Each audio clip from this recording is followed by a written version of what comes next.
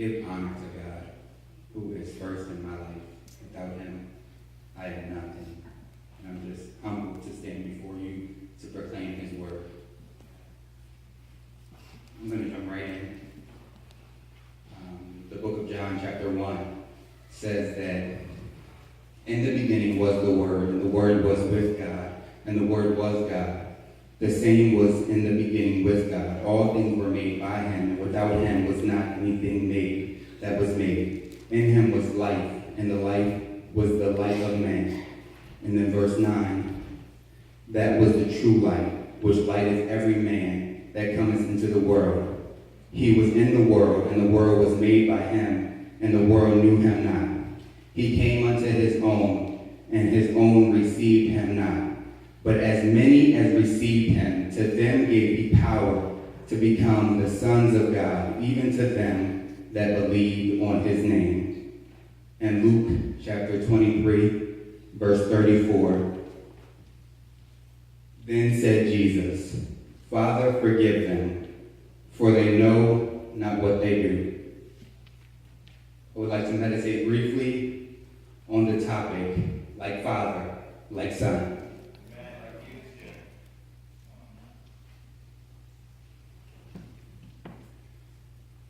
When a father has his first son, this is the proudest moment in his life. See, he has been given the opportunity to raise a male child to be just like him. He wants to instill in him core values that he has learned through life lessons. He wants this young man to grow up to be productive in society, to be a righteous man. He wants this child to be just like him. As this child grows, he looks up to the father. He adores him. He begins to mimic the way that he talks. He begins to walk like him. He begins to eat like him. He even begins to dress like him. And he says to himself, I want to be just like my daddy. The Bible tells us in John that in the beginning was the Word, and the Word was God, and the Word was with God. And this Word became flesh, and that flesh was Jesus Christ. So we know that Jesus was with God even from the beginning. And I believe that the relationship between Jesus and his Father was much like that of any father-son relationship. See, Jesus looked up to his Father. He wanted to be just like him. So I ask now that you just take a journey with me in time back to Genesis, and we find ourselves in the Garden of Eden. And Adam and Eve had bitten from that apple, and I believe that God's anger was so kindled against Adam and Eve. I've given them everything. How could they be so disrespectful? How could they disobey me like this? And God had every right to raise his hand and just destroy the world and start all over again. But out of love, he forgave them. Fast forward in time, we find ourselves in the days of Noah. And the world is yet again full of sin. And the people have turned their back on God. And again, God's anger is kindled against the people. And he has every right to raise his hand and just destroy the world and start all over again. But out of love, he forgave them and gave them a second chance through Noah and his family. Fast forward in time again, and we find ourselves in the days of the Israelites. God has now delivered them out of Egypt. He is leading to them to the promised land. But time and time again, they turn their back on God. Time and time again, they're disobedient. And I believe that God must have been so angry with his people. And he had every right to raise his hand and destroy his chosen people. But out of love, time and time again, he forgave them. Now we find ourselves in the New Testament. And Jesus has now come down to earth and taken on the fleshly form. And he's walking and he's teaching and he's ministering in the synagogues.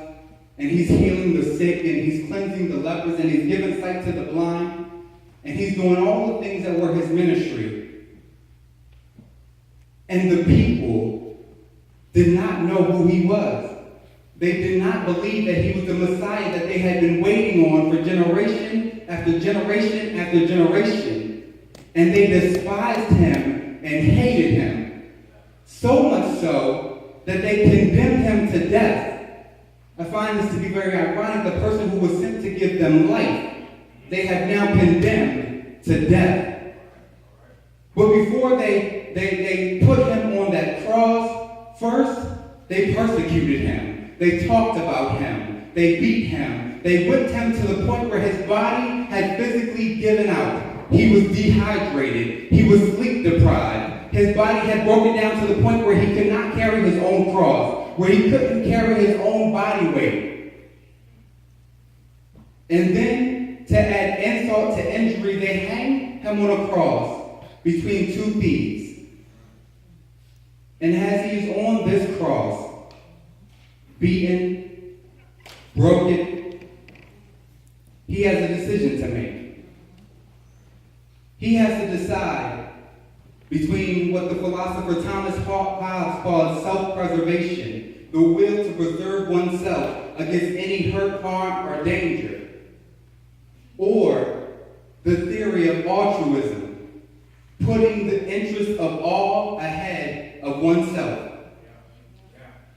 As he hangs here on this cross, looking out at his best friend who turned his back on him and betrayed him, on his other best friend who denied him 3 times, on all the people who he had healed and given so much of himself to. He's looking out on them, and he has a decision to make.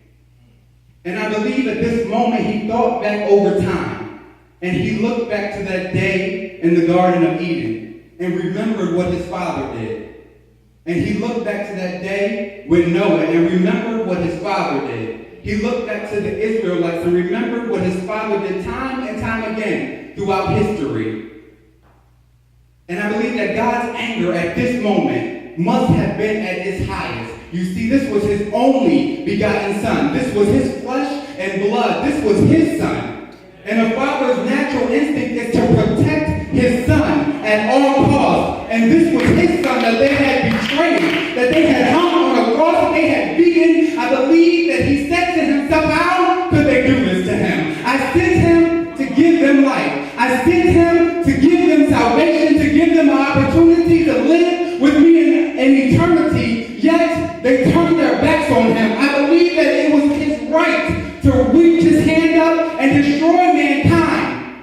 But now, the son that had watched his father all those years decided that it was his time to step up and be a man.